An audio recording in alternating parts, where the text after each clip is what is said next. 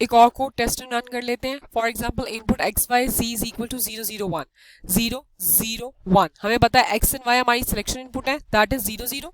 Selection inputs आया 0 0. अगर selection input 0 0 है इसका मतलब है 4x1 मक्स की फंक्शनैलिटी की अकॉर्डिंगली i0 ने एक्टिव होना है. अब i0 पे क्या गिवन है? i0 पे z अटैच है. इसका मतलब है z अब हमारे पास क्या है?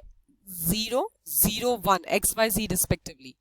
0 0 z इज 1. हमने यहाँ 1 दे दिया. अगर हमने यहाँ 1 दे दिया तो हमें आउटपुट पे भी फंक्शन 1 ही रिसीव हो जाएगा. ये देखिएगा आउटपुट पे हमें फंक्शन 1 ही रिसीव हो जाएगा. सो इट मींस हमने सबसे पहले क्या करना है? टोटल नंबर ऑफ वेरिएबल्स देखने हैं. आउटपुट वेरिएबल में काउंट नहीं होगा. Total number of variables are 1 2 3 X Y Z and -1 is equal to selection input count हो गया. जो हमारी सिलेक्शन इनपुट बन गई वो हम प्रेफरेबली एंड ऑलवेज प्रेफर करते हैं कि मोस्ट सिग्निफिकेंट बिट्स को ही चूज करें.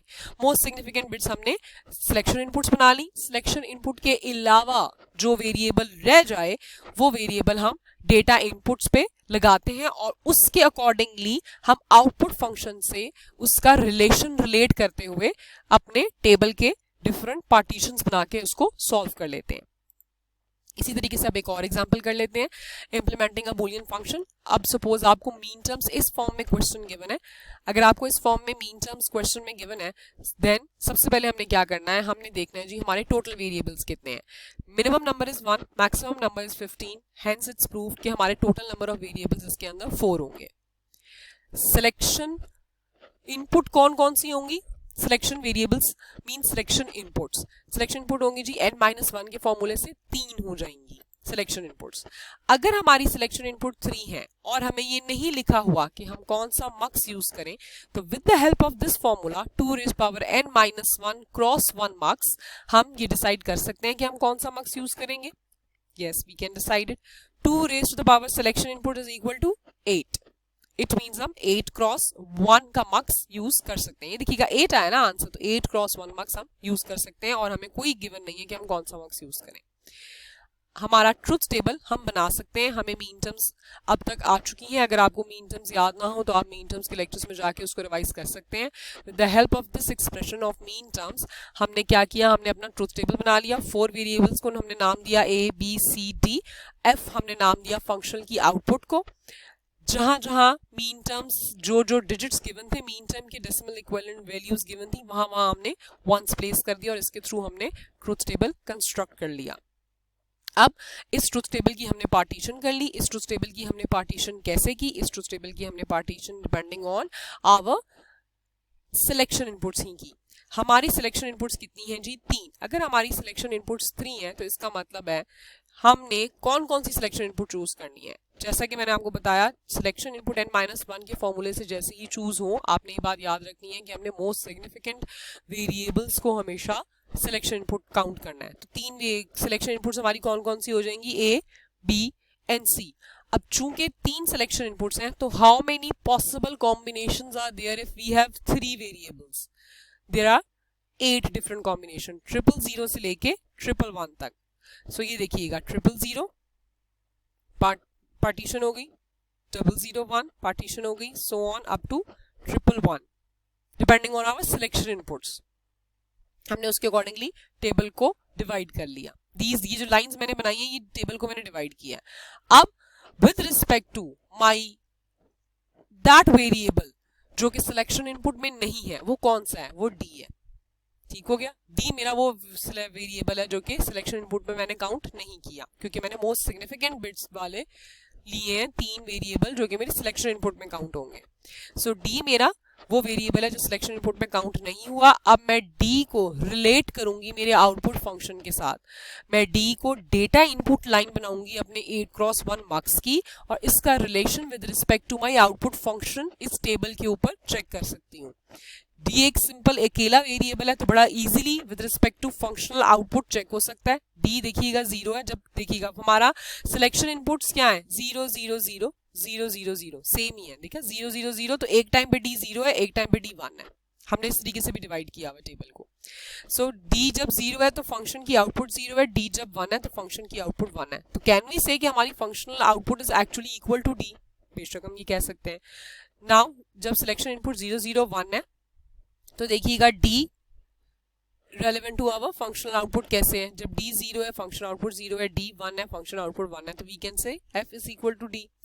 नाउ 0 1 0 जब हमारी सिलेक्शन इनपुट है, तो डी जब 0 है तो फंक्शन की आउटपुट 1 है, डी 1 है तो फंक्शन की आउटपुट 0 है। इसका मतलब है फंक्शनल की output is complimented version of D, क्योंकि जब डी 0 है तो फंक्शन की आउटपुट 1 देगा, जब डी 1 है तो फंक्शन की आउटपुट 0 दे रहा है। अगला 0 1 1 जब हमारी सिलेक्शन इनपुट है, तो जब डी 0 है या डी 1 है हमारी फंक्शन की आउटपुट कॉन्स्टेंटली 0 है, तो हम ये कह सकते हैं हमारी फंक्शन की आउटपुट कॉन्स्टेंट 0 पे अटैच है। ये देखिएगा take most significant bits as selection inputs के बाद आप याद रखिएगा, क्योंकि ये बहुत ये ट्रिक्स हैं और ये वो चीजें हैं जो कि आपके मार्क्स को डिजाइन करने में बहुत कारआमद है।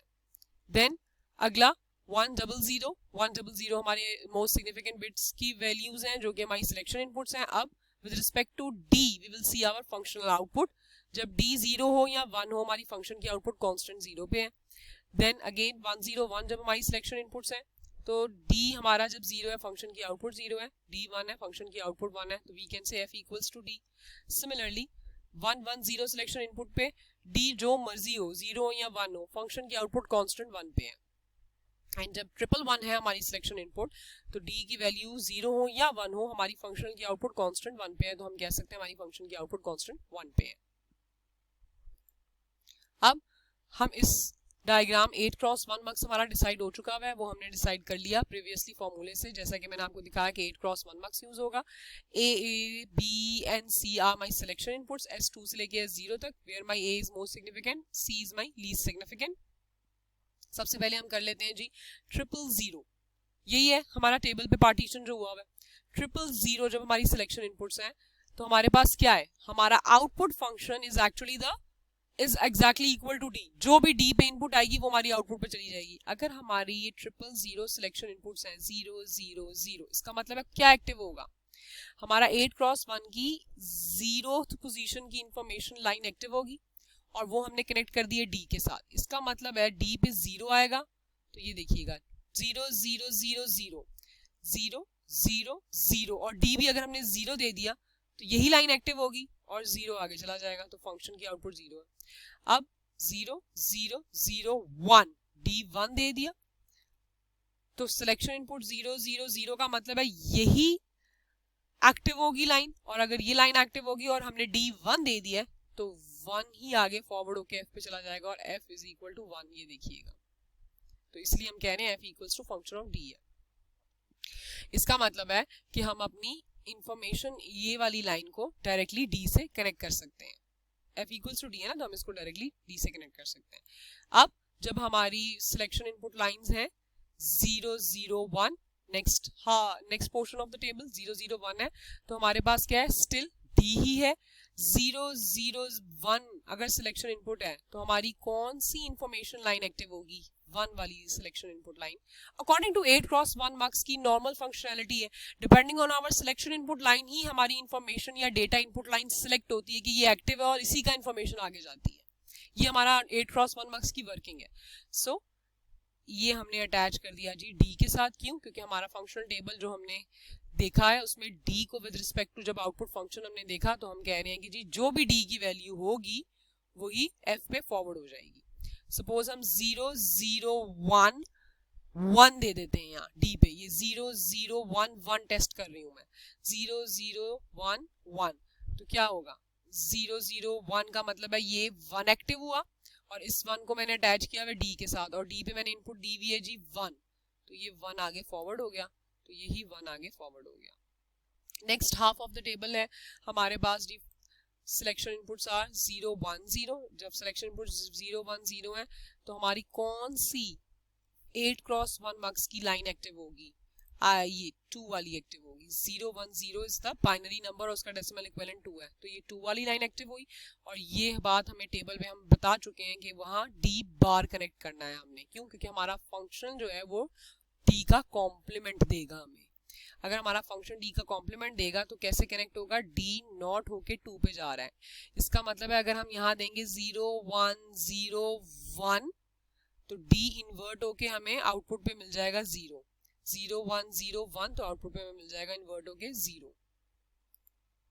Next half of the table में हमारे पास क्या है 0 1 1 हमारी सिलेक्शन इनपुट्स हैं 0 1 1 according to this code 0 1 1 of the selection input हमारा I3 एक्टिव होगा और I3 हमारा कॉन्स्टेंटली 0 पे अटैच है। क्यों? क्योंकि हमने बात की है कि D जो मर्जी हो जाए हमारा कांस्टेंट आउटपुट 0 मिलेगी। अब क्या होगा 0 1 1 D हम 0 भी दे दें अगर सपोज इस सिलेक्शन इनपुट कोड के अकॉर्डिंगली ये वाली 3 एक्टिव होगा, ये 3 एक्टिव हुआ, ये 3 कांस्टेंट 0 पे अटैच है तो ये 0 एक्टिव होके F पे 0 दे देगा। D पे अगर सपोज हमने दे दिया 1 मतलब 0 1 1 1 दे दिया हमने तो 0 1 1 D हमने सपोज 1 दे दिया तो D पे जो मर्जी दे दें कोई फर्क नहीं पड़ेगा। क्यों? According to this selection input ये 3 एक्टिवेट हुआ और 3 किस पे अटैच है कांस्टेंट 0 पे, तो जो D जो मर्जी दे दें यही F फॉरवर्ड हो जाएगा, फंक्शन आउटपुट पे फॉरवर्ड हो जाएगा क्योंकि ये चीज एक्टिव है और इसमें हमारा कांस्टेंट 0 अटैच है। सिमिलरली नेक्स्ट फंक्शन कर लेते हैं। सिलेक्शन इनपुट्स आर 1 0 0 1 0 0 में स्टिल हमारे पास क्या है, हमारा आउटपुट फंक्शन कॉन्स्टेंटली 0 है। 1 0 0 सिलेक्शन इनपुट का मतलब है 4 एक्टिव हुआ और 4 हमने कांस्टेंट 0 पे लगा दिया। इसका मतलब है इररिस्पेक्टिव ऑफ D अगर हमारी सिलेक्शन इनपुट 1 0 0 है, ये देखिएगा 1 0 0 है तो 4 इसने हमें आउटपुट देनी है I4 ने और I4 कांस्टेंट 0 पे है तो उसका मतलब फंक्शन आउटपुट पे हमें हर हाल में 0 मिलता जाएगा। बेशक हम 1 0 0 0 रख दें D को या 1 0 0 1 रख दें, हमें आउटपुट फंक्शन 0 मिलेगा क्योंकि ये निल है। नेक्स्ट 1 0 1 सिलेक्शन इनपुट जब 1 0 1 है तो क्या एक्टिव होगा, ये वाली इंफॉर्मेशन लाइन I5 एक्टिव होगी और I5 एक्टिव होने का मतलब क्या है, ये देखिएगा हमने यह बात की हुई है जब D 0 है तो F भी 0 है, जब D 1 है तो F भी 1 है और D को हम as a data input information line के फंक्शन और with respect to output show कर रहे हैं। सो 5 एक्टिव होगा with respect to this selection input 1 0 1 और वो हमने अटैच कर दिया D के साथ। इसका मतलब अगर मैं दूं जी 1 0 1 0 1 0 1 D को 0 दिया तो ये एक्टिव हुआ according to the selection input 1 0 1 और D को मैंने 0 दिया हुआ है तो 0 आगे फॉरवर्ड हो गया F पे तो हमें मुझे F फॉरवर्ड हो गया 0 मिल गया। नेक्स्ट है जी selection inputs are 1 1 0 according to the selection inputs I6 active हुआ और I6 is attach with constant 1। उसकी वजह हमने टेबल पे बात ये शो की हुई है कि D अगर डेटा इनपुट के तौर पे मौजूद हो या ना हो हमारी आउटपुट कांस्टेंट 1 पे ही हमें आउटपुट देगी। सो 1 1 0 1 1 0 D जो मर्जी रख लें, I6 एक्टिव हुआ और I6 कांस्टेंट 1 पे है तो वो मैं हर हाल में 1 देगा। सिमिलरली 1 1 1 सिलेक्शन इनपुट्स अगर हमारी 1 1 1 है तो according to the selection input I7 active होगा। I7 एक्टिव होने का मतलब ये है कि that is attached with the constant 1 irrespective of D।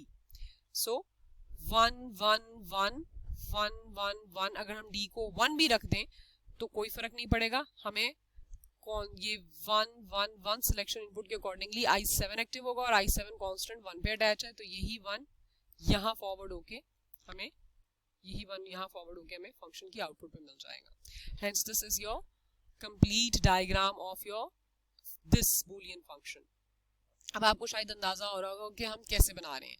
हमारे जितने भी टोटल नंबर ऑफ वेरिएबल्स हैं सपोज यहाँ 4 है एक्सक्लूडिंग योर आउटपुट, ठीक है, n-1 will decide our selection inputs तो 4 - 1 3 हमारी सिलेक्शन इनपुट्स हो गई।